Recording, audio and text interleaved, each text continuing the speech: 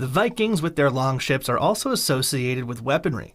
They were important in plundering expeditions and for self-defense, and they were an important part of the Scandinavians' everyday life.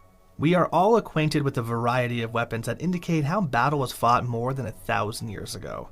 Welcome to the Vikings Code, and today's video is going to be all about Viking weapons, what sort of weapons they use for defense and attack. All of them will be covered in this video, so please like it, subscribe to the channel, and let's continue. Archaeologists have discovered them in tombs, lakes, along forts, and battlefields dating back to the Viking era. Each discovery is a little piece of the larger jigsaw puzzle that makes the Viking battle history. In the Viking Age, a variety of all sorts of weapons were used, including swords, axes, bows and arrows, lances, and spears. Vikings used diverse weapons and armor to defend themselves in battle, including shields, helmets, and chainmail. The weapons that the Vikings had were determined by their ability to produce money. Axes and lances were available to warriors from the general populace, making them more inexpensive, whereas elite class would use swords.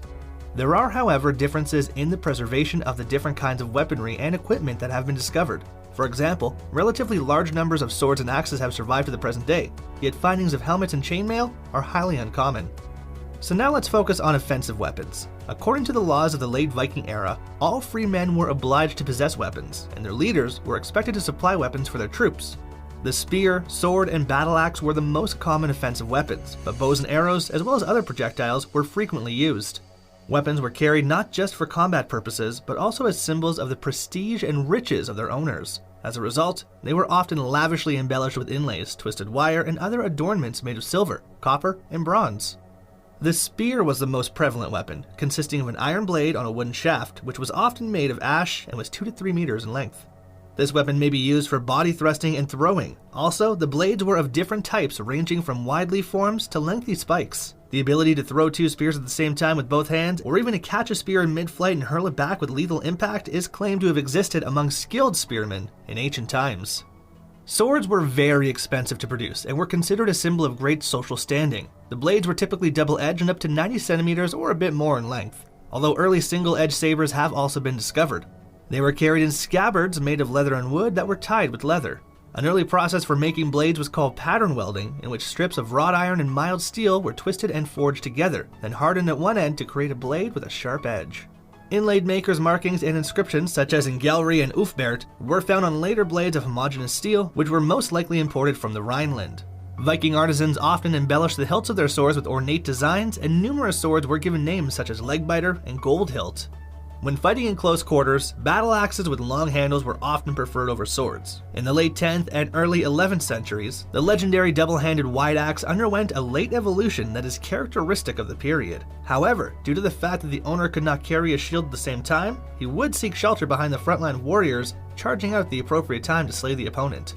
Now what about defensive weapons? So, for defense, circular shields of up to 1 meter in diameter were carried for protection. They were constructed of hardwood planks with a central hole for an iron hand grip that was riveted to the rear of the planks to provide support. In order to protect the hand, a domed iron boss was installed over the hole.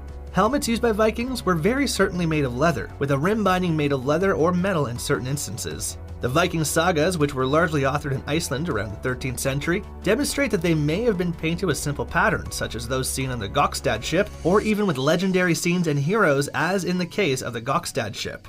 Approximately around year 1000, the kite-shaped continental shield was introduced, which provided better protection for the legs than the previous shield.